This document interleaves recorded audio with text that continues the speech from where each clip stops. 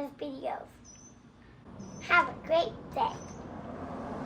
Hey guys, welcome back to the channel. So we're starting off here in Telluride, and we are headed up to do Imogene Pass and Overpass today.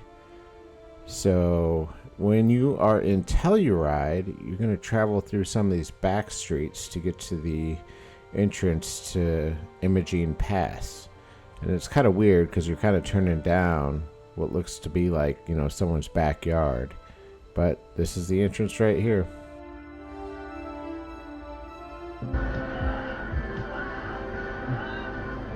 Good boy.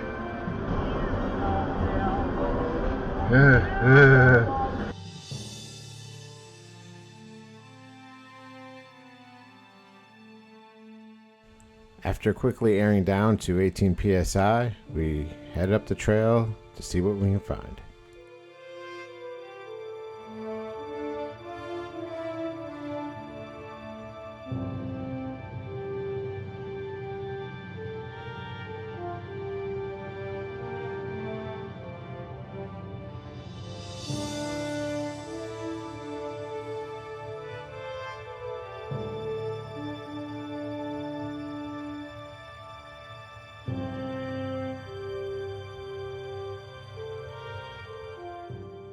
These tour groups were everywhere, all over Imogene Pass and Overpass, and a couple of them, not to name names, were extremely rude, acted like they owned the mountain, and did not follow any etiquette rules. You can see the road repairs from rock slides and damage from the thaw and water runoff from the winter months. I opted my Jeep Gladiator with a 3.0 Eco Diesel motor. It has a 3.0 V6 turbo motor with 442 foot-pounds of torque. It does not care at all. I have all the torque in the world to power up these mountain passes. On stock gearing for now.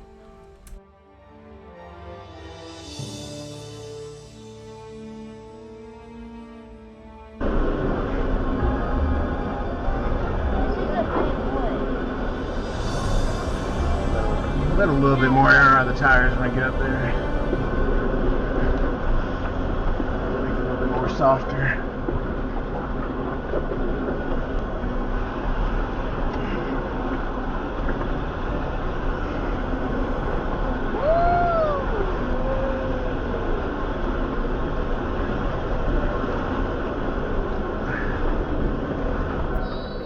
Our first point of interest was the social tunnel.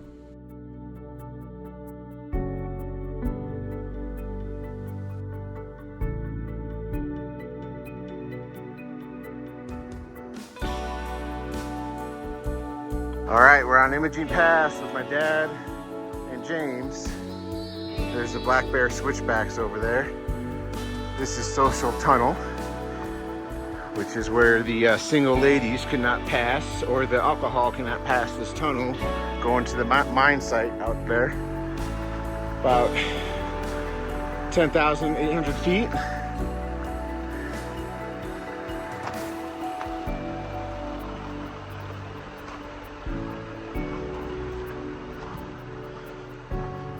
See Black Bear over there.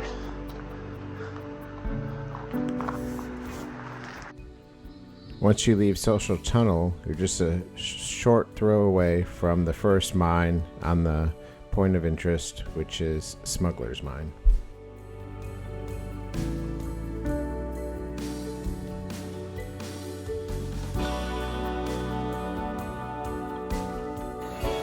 Okay, dropping some more air pressure.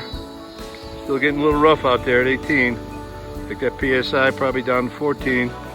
Up at Smugglers Pass, where it was a mine back in the 40s to the 60s. And yeah, looks like trashing it out. All the snow, all the fire. And there's some cables all the way down, down, down, down, down, down, down, down. We're at the next section, Smugglers Mine.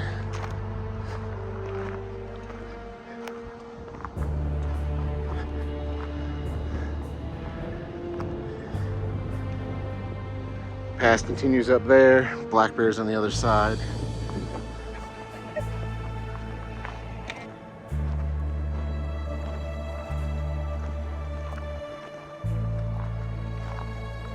All the rocks they pulled up from the mine, they just dump it. Yep.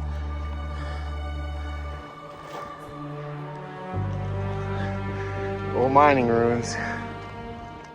Once you head out of the Smugglers Union Mine, the next stop is the long ascent all the way up to the top of Imogene Pass. We started to run into some snow and a lot more mining ruins. There's a lot of secondary paths and little offshoots, so we got turned around in one section and had to turn around and head back up the pass.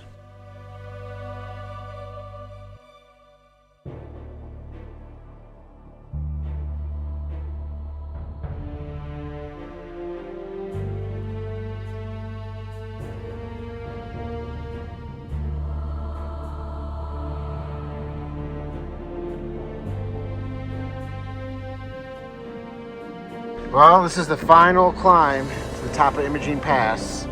So, switchbacks right here.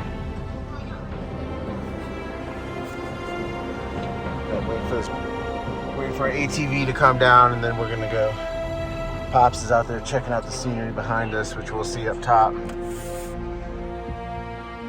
Alright, here we're coming up on the pass. We're up at about 13,000. No trees. Yards of snow. And it's a balmy 58 degrees. Hello, the end of July. Last Saturday of July. 3-point turn.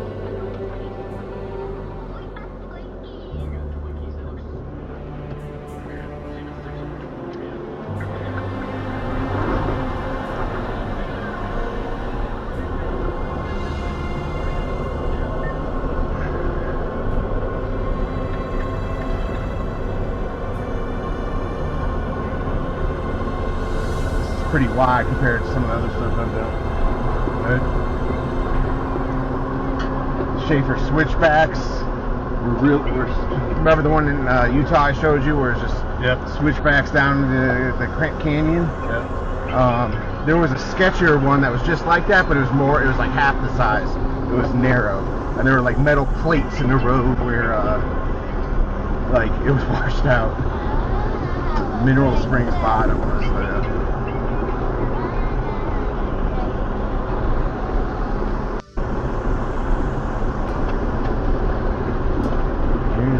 iconic Imogene Pass. I don't know how those guys went down this with a motorcycle.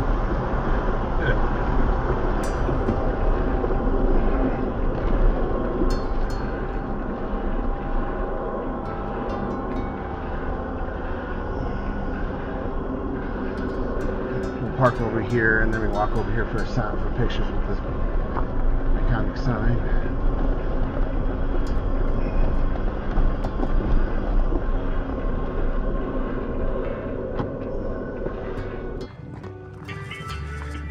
Top of Imogene Pass, 13,114 feet. This is the second highest elevation pass you can drive off of. Mosquito Pass is the first one. But this is the highest I've been in the Gladiator. I got it running over there cooling the turbo down. Pretty steep climb. James, stay over here, please. Stay with us. Wait up, dude. That's the way down. This is the way we came up.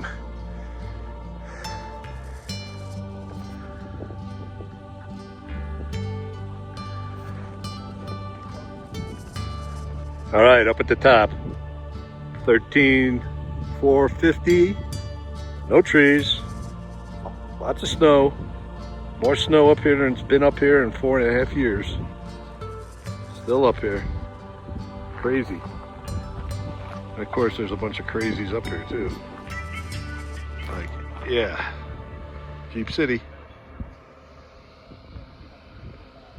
While it was a hot 90 degrees down in Telluride, it was a low 50s up here.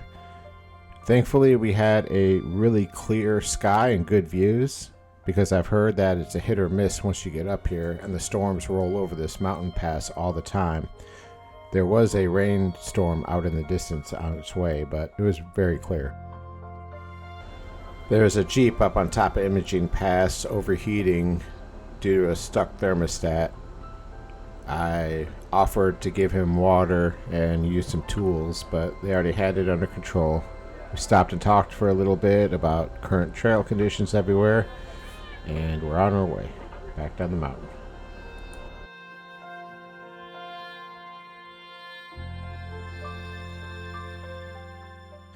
The way down the backside of Imogene Pass, in my opinion, was a little bit more difficult because you couldn't see some of the obstacles. There was multiple bypasses on the way down. And for me, it's always easier going up something than going down something. But we found a couple of really good lines, made it down, no issues. There's a lot more on the back half of Imogene Pass, including Poser Rock, which was our next stop coming up.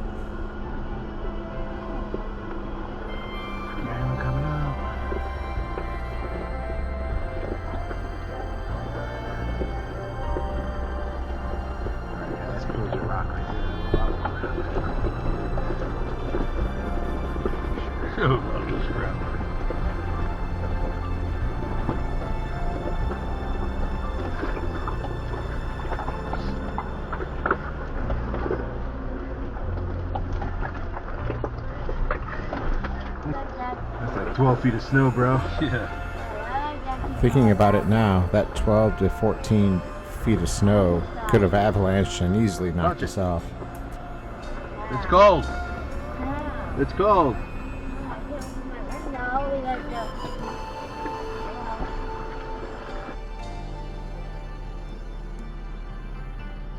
Next up, we have Poser Rock right here. I was waiting my turn for this Jeep to come off of it so I could have a local kind of guide me up on it. It was a lot more technical getting up on it than I thought, or that I've seen from any videos. It's kind of off camber in a couple of sections when you're trying to get close to the edge.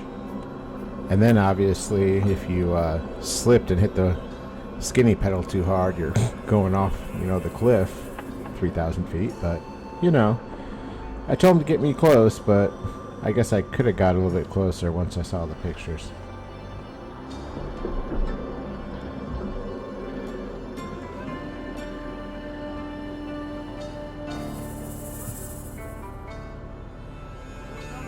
Yeah.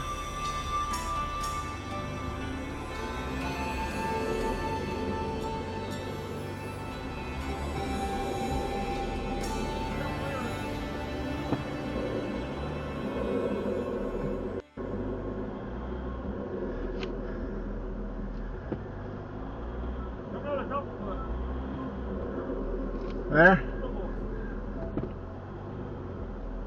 We are. Oh, that's like a peninsula of a rock.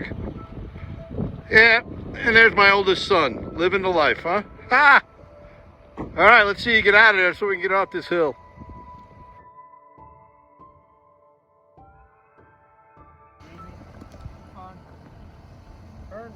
Come driver, come on back. Turn passenger. Driver back. Okay. Driver back.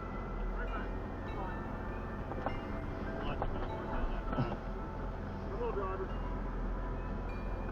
Easy. Have a turn pass. Come driver. Of course, with all the snow, James kept saying he wanted a snowball fight, but snowball fights never end well when you get a snowball straight to the groin.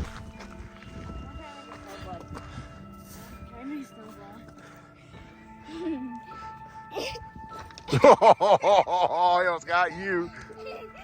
Snowball fight! Oh!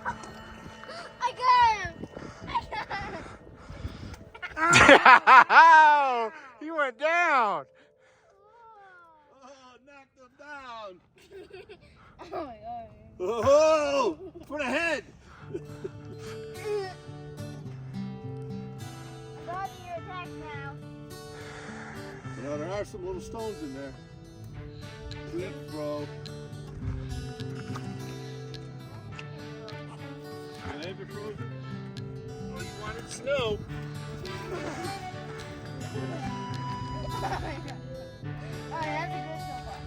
Oh! Oh, Dad, you haven't read the nuts.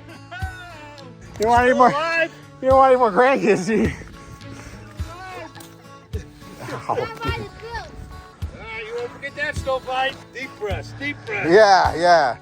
12,000 feet. After recovering a little bit from that injury, we continue our mission down the mountain to get to Yare for lunch for that day. And we're not out of it yet. We still got a couple water crossings and some mild rock obstacles on the way out.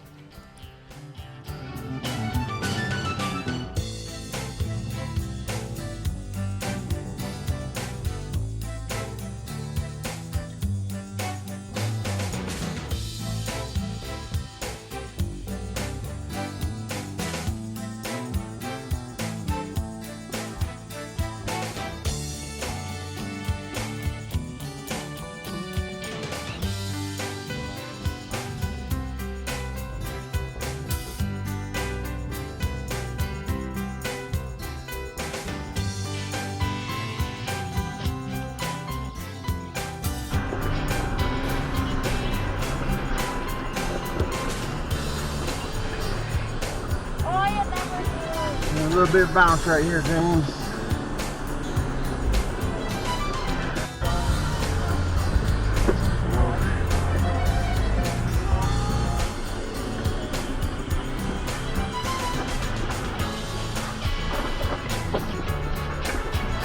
Yeah, I don't know, buddy. Probably not even on 33.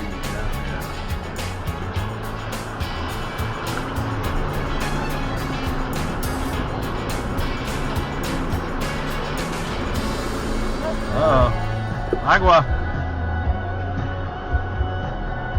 It's all stone underneath for sure.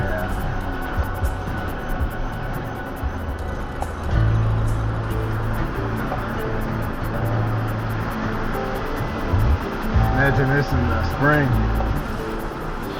You ain't getting up here.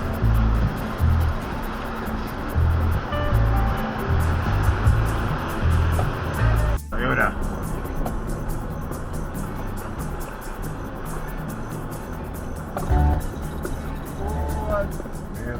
Continuing down the back end of the trail, there were a couple more small obstacles like this. Nothing crazy, enough to be fun. Where did we go, George? Don't know, Waldo. Kept dealing with the XM radio, losing signal between all the trees and mountains. That Toyota make this. I know, right?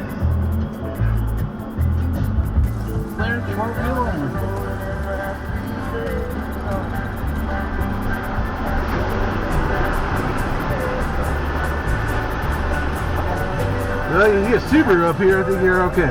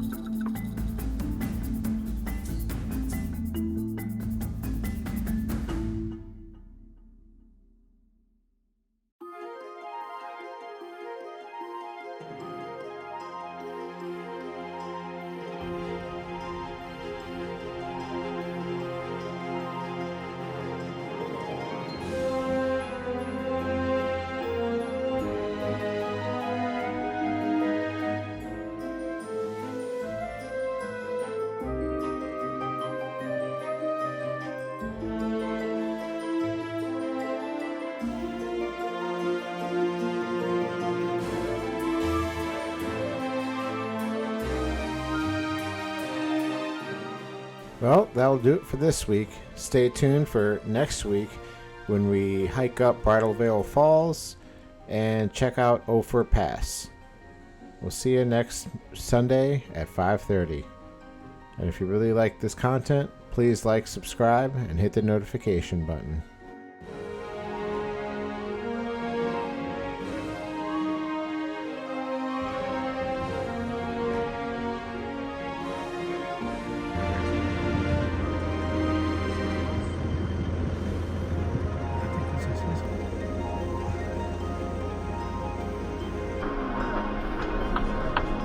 where it is.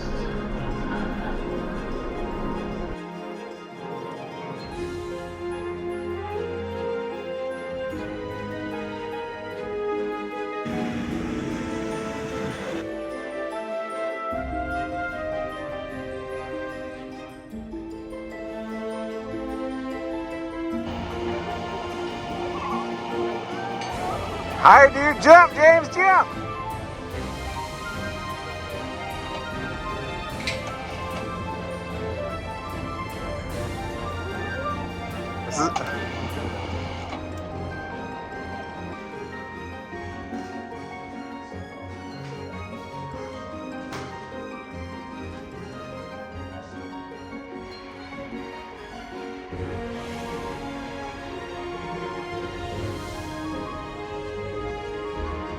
This is Bridal Veil Falls, the tallest waterfall in Colorado.